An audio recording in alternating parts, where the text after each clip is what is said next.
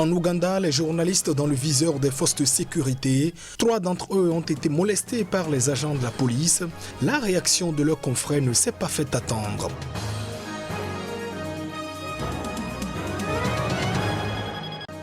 Au Soudan, la mort d'un civil sous torture suscite une vive indignation. Une enquête a été ouverte contre plusieurs responsables d'une force paramilitaire. Les précisions sont à suivre.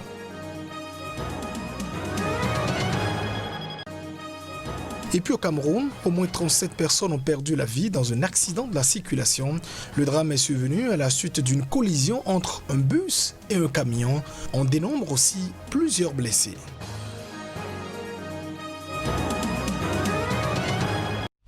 Et voilà pour le sommaire de ce journal. Bienvenue dans cette édition. La réponse du berger à la bergère en Ouganda, des hommes des médias ont claqué la porte lors d'une sortie médiatique des forces de sécurité du pays. C'est un signe de protestation contre le traitement subi par leurs confrères qui couvraient le meeting de l'opposant Bobi Wine. Ils sont 3 journalistes à être blessés ce week-end pendant qu'ils assuraient la couverture médiatique d'un meeting de l'opposant Bobi Wine. L'état de l'un d'eux est même critique selon la police. À l'origine, une intervention de la police qui dispersait des supporters de l'opposant candidat à la prochaine présidentielle. Les forces de défense du peuple ougandais semblent vouloir justifier l'acte. You, like us, belong to a professional.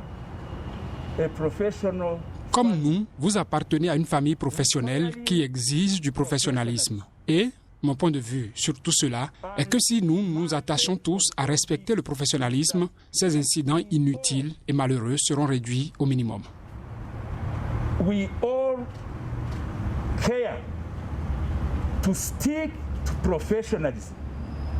These unnecessary, unfortunate incidents will be minimized.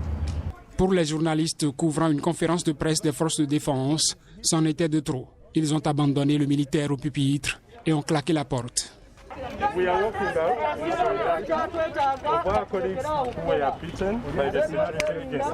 Nous quittons les lieux en solidarité avec nos collègues qui ont été battus par les agences de sécurité hier à Masaka. L'un d'eux est en béquille, l'autre est en soins intensifs. Nous avons reçu des informations selon lesquelles certains des os ont été enlevés de sa tête. C'est l'un des rapports que nous avons reçus. D'autres ont été abattus par des balles en caoutchouc dans les cuisses. Dès que vous couvrez l'opposition, parce que c'est ce que nous sommes censés faire, dès que vous couvrez l'opposition, vous devenez un mauvais journaliste. Dès que vous couvrez le gouvernement au pouvoir, vous êtes un très bon journaliste. En fait, ils vous apprécient même. Alors, que devrions-nous faire dans ce pays? The moment you cover the ruling government, then you are a very good journalist. Actually, they even cherish you. So, what should we do in this country?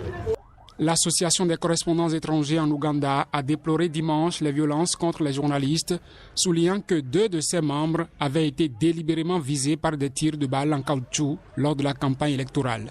Les journalistes ont à maintes reprises alerté sur le fait que leur sécurité est en danger, mais les forces armées ougandaises n'écoutent pas. Le journalisme n'est pas un crime, tirer sur des journalistes l'est, dit-elle dans un communiqué. Les élections présidentielles et législatives que bon nombre prédisaient impossibles en Centrafrique à tenir se sont déroulées dimanche contre vents et marées dans un pays en guerre civile depuis au moins 8 ans, aux 2 tiers de son territoire occupé par des groupes armés.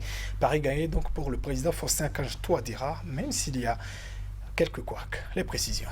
La légitimité de celui qui sortira vainqueur est déjà mise en cause dans un pays où une partie importante de la population a été empêchée de voter et où l'opposition et les rebelles accusent déjà le gouvernement de fraude. Les experts redoutent que le pays replonge rapidement dans une spirale d'affrontements sanglants après les urnes. Les résultats provisoires de ces élections doivent être annoncés dès le 4 janvier, mais ceux définitifs le seront le 18 janvier. Les bulletins des bureaux de vote dispersés à travers un territoire grand comme la France et la Belgique et occupés aux 2 tiers par des groupes armés doivent être acheminés jusqu'à Bangui pour être comptabilisés et certifiés.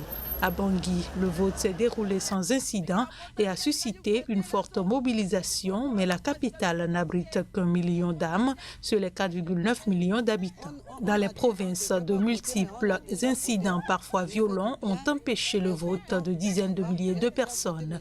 Le comité stratégique de sécurisation des élections, qui dépend du gouvernement, a lui-même listé au moins 12 sous-préfectures où le vote n'a jamais pu commencer en province.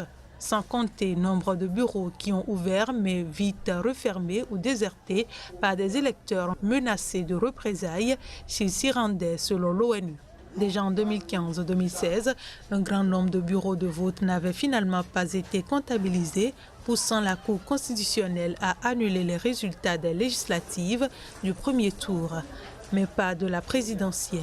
S'ils ont largement perturbé ou empêché le scrutin dans la Provence, les groupes armés rebelles ou simples prédateurs n'ont pour l'heure pas mené à terme leur marche sur Bangui, bloquée rapidement par les casques bleus de la mission de l'ONU en Centrafrique, mais surtout par d'imposants renforts en combattants d'élite déployés pour voler au secours du régime par le Rwanda et la Russie, alliée de poids de Touadéra depuis plus de 2 ans.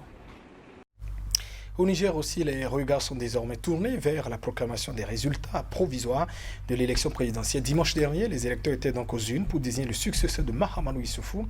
Écoutez ces habitants de Niamey qui s'expriment sur le scrutin. Il faut attendre les résultats. Mais j'ai confiance en l'organisation, je fais confiance à la CENI, la Commission électorale nationale indépendante. Il n'y a eu aucun incident majeur dans le déroulement du scrutin. Je suis confiant.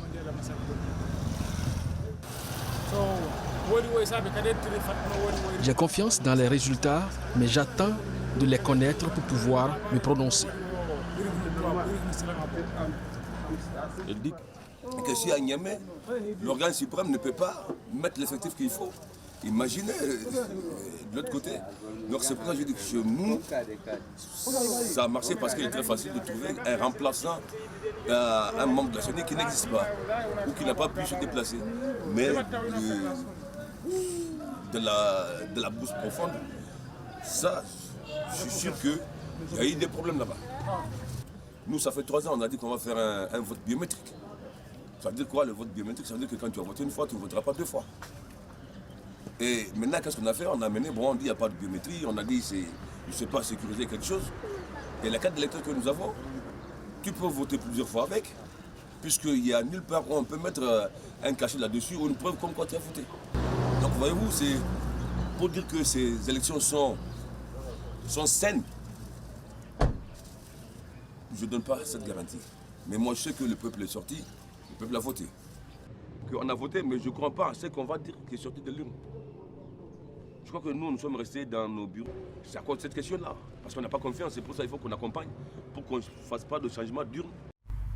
Direction le Soudan pour évoquer à présent cette affaire qui fait grand bruit. Une enquête a été ouverte contre plusieurs responsables d'une force paramilitaire du pays après l'enlèvement il y a 2 semaines à Khartoum, la capitale de civils, morts sous la torture. Une affaire qui avait donc provoqué une vive indignation.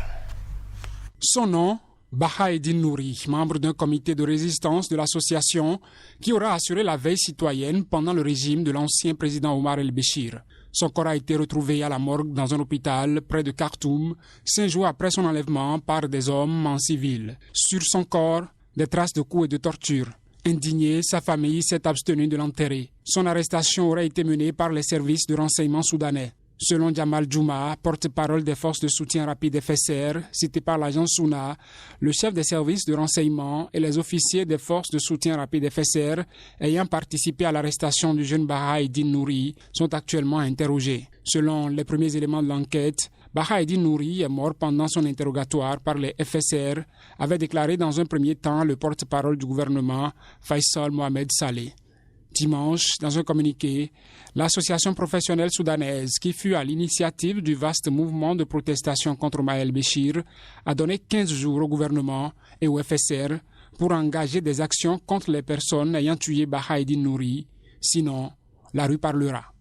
L'association a exigé la levée de l'immunité contre toutes les personnes ayant participé à l'enlèvement, aux tortures et à la mort de Nouri. Accusés d'avoir commis des atrocités durant la guerre au Darfour de 2003 à 2019, les FSR sont dirigés par le général Mohamed Hamdan Dagalo, numéro 2 du Conseil de souveraineté.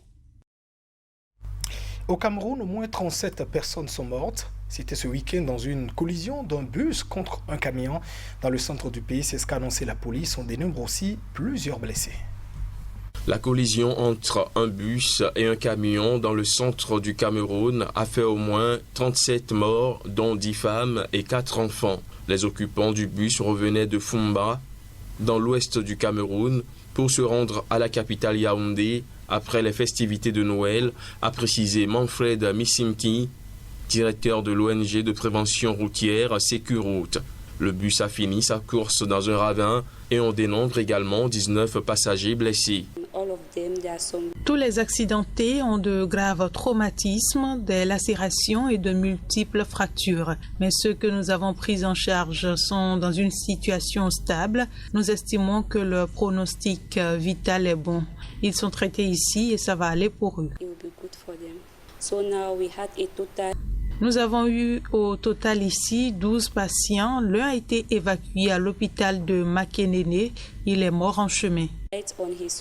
L'accident s'est produit en pleine nuit à environ 200 km au nord-ouest de Yaoundé. Voilà, prudence donc. Mesdames, Messieurs, ce sera tout pour cette édition. Merci de votre attention. Au revoir.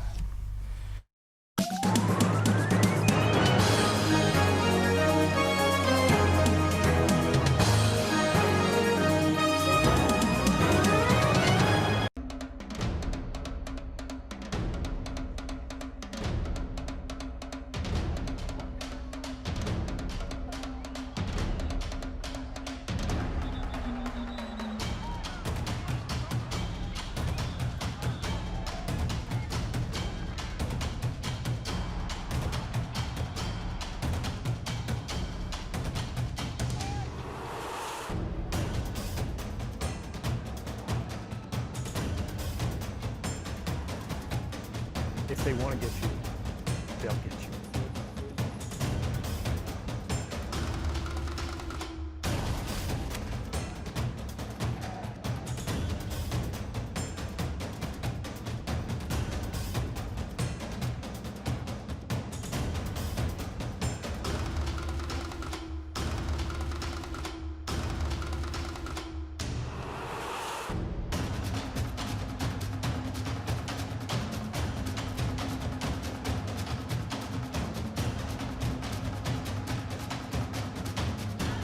Restez informés à chaque instant sur SICA.